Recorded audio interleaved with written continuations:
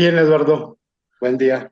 Buen día. A ver, supongo que te habrás de referir al asunto de la crisis en el Silicon Valley Bank y lo que ha desencadenado como preocupación global, ¿no?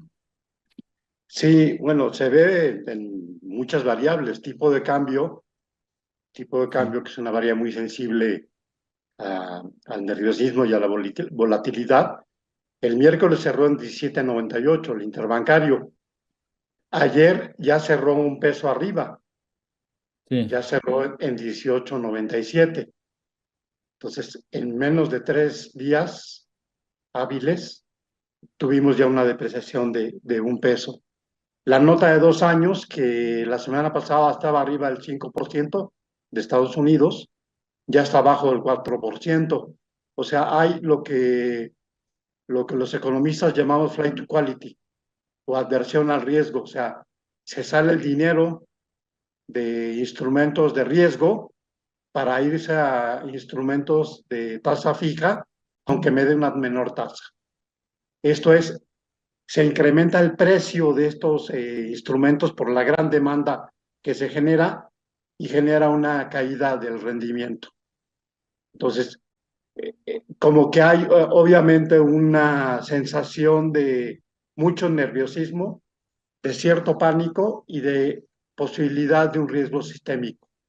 Y lo vimos ayer también claramente. En Estados Unidos, las acciones de los bancos regionales se desplomaron de una manera impresionante. Entonces, hay la idea de que esta situación podría dañar al sistema financiero que esté en una situación mucho más vulnerable. ¿Y qué tan lejos podríamos estar de una crisis como la que se inició y causó daños globales del 2008? Mira, fundamentalmente lo que está pasando, Eduardo, es que está dañándose sobre todo al capital de riesgo. Este banco Silicon Valley que quiebra, tenía dos problemas muy graves. Uno era que muchos de sus depósitos eran startups y estas eh, empresas que hacen capital de riesgo. Y cuando muchas de estas empresas se dieron cuenta que el banco tenía serios problemas, hicieron un retiro masivo de depósitos, 42.000 millones de dólares en apenas 2 días, entre miércoles y jueves. Y esto generó una corrida financiera. Pero por otro lado, el banco tenía invertido muchos de esos depósitos en instrumentos de largo plazo con tasas muy bajas. Y ante la agresiva alza de tasas de interés de la Reserva Federal el Ya no año son pasado, ya no son atractivos, comenzaron a tener pérdidas. claro. Entonces tenías el problema de que muchos de tus clientes también tenían un alto riesgo. El banco estaba absorbiendo un alto riesgo de sus depósitos, de los depósitos de sus clientes, pero a su vez estaba teniendo una fuerte pérdida por el manejo de los depósitos de manera muy arriesgada, ¿no? Ahora, lo que es interesante es que la Reserva Federal se da cuenta de que esto puede generar un riesgo sistémico y el fin de semana pasado actúa de una manera muy agresiva y comienza a garantizar los depósitos del Silicon Valley. Hay dos partes de depósitos, los que tienen un riesgo de seguro y los que no tienen cobertura de seguro.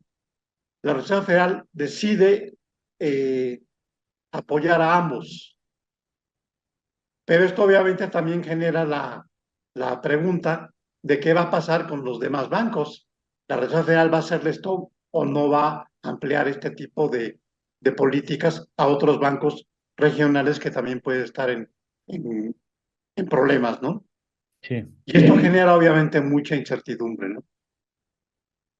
¿Es posible un contagio de alcance global? Sí es posible, no te digo que no, pero lo Es, que algunos expertos están planteando es que el tema se quede más como un tema de problemáticas regionales de Estados Unidos. Ahora, como hay mucha interconexión en todo el sistema financiero, el riesgo de contagio sí es alto.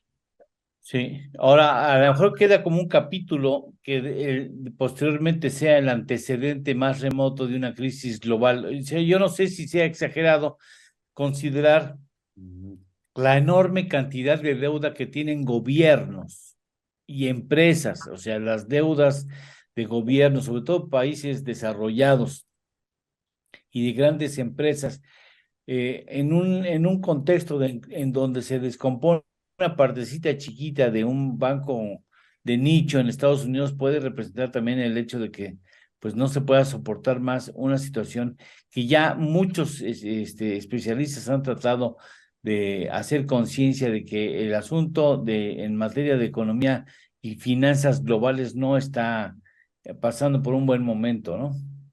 Mira, hay dos claves importantes. Primero, que Estados Unidos está organizado por 12 distritos.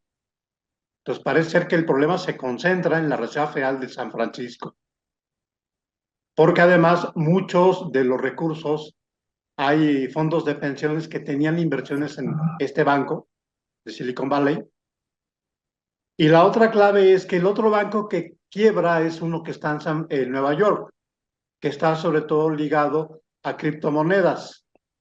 O sea, es muy curioso que dos bancos que tienen la mayoría de sus clientes este tipo de empresas de alto riesgo son los que quiebran. Entonces, yo creo que la Reserva Federal en este sentido tiene un llamado muy fuerte a que va a tener que poner regulaciones mucho más fuertes, ¿no? Y asegurar que los depósitos estén bien asegurados, porque si no, este daño sí lo va finalmente a recibir eh, la deuda pública del gobierno de Estados Unidos, en última instancia, ¿no?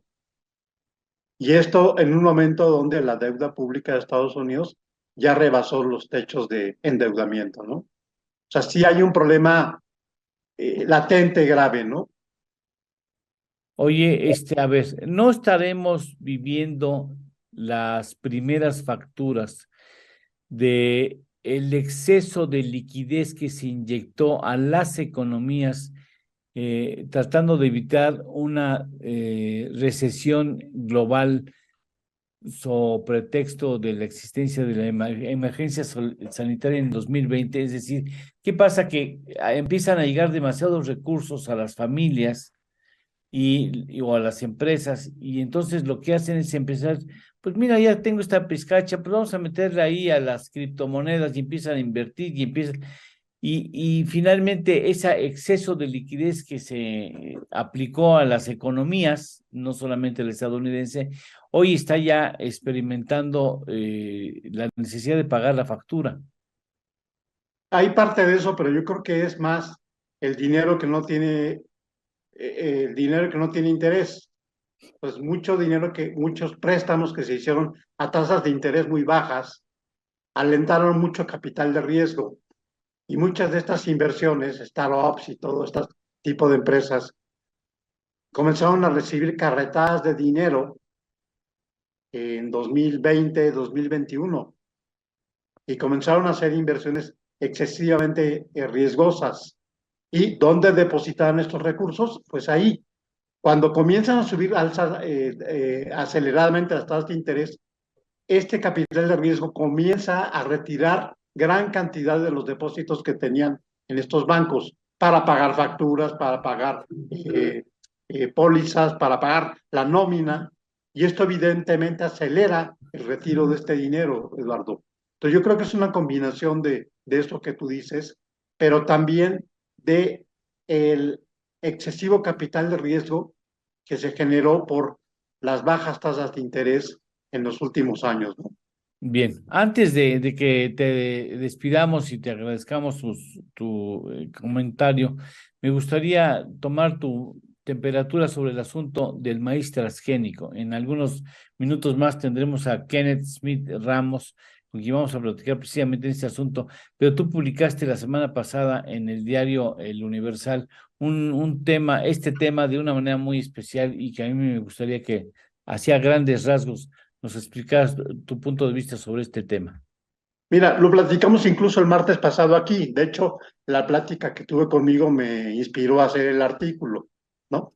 Digo, como referente también del programa y de la gente que nos escucha amablemente todas las mañanas, ¿no? Bueno, las mañanas del martes y del jueves, no, ya Sí, sería mucho decir todas las mañanas, ¿no? Pero la cuestión es que el gobierno de Estados Unidos está en una postura de decir, México no ha demostrado científicamente que el maíz transgénico provoca un daño a la salud, porque llevamos importándoles más de 35 años maíz transgénico a México y no habíamos recibido ninguna reclamación.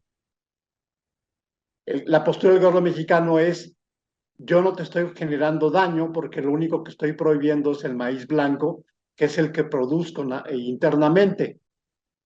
Sin embargo, el daño comercial no es un motivo suficiente para que se evite el reclamo de la controversia que puede estar haciendo el gobierno de Estados Unidos, a la que ya se sumó también el gobierno de Canadá, porque nosotros le importamos a Canadá cánola, que es un producto también producido transgénicamente. Entonces, aquí el tema es que tanto Estados Unidos como Canadá ya salieron en contra de la postura mexicana. ¿Cuál es el problema finalmente? Que es que, ¿qué firmó México? Si México tenía una preocupación legítima para decir esto puede provocar un daño a la salud, ¿no? Este, pudo haber reservado esto dentro de el TEMEC y no lo hizo. Entonces el tema es que eh, aquí mi conclusión es que si tenías una duda legítima, que puede ser que no compartamos porque yo no soy experto en ciencia, México tuvo que haber reservado ese producto a la hora de firmar. no lo quisieron hacer para no retrasar la firma del TEMEC. Es igual que el asunto que tiene que ver con la materia energética. Le agregaron ahí, en el caso de la energética, un parrafito insulso que hoy pretende el gobierno federal que sea el paraguas que lo proteja del conflicto con Canadá y Estados Unidos.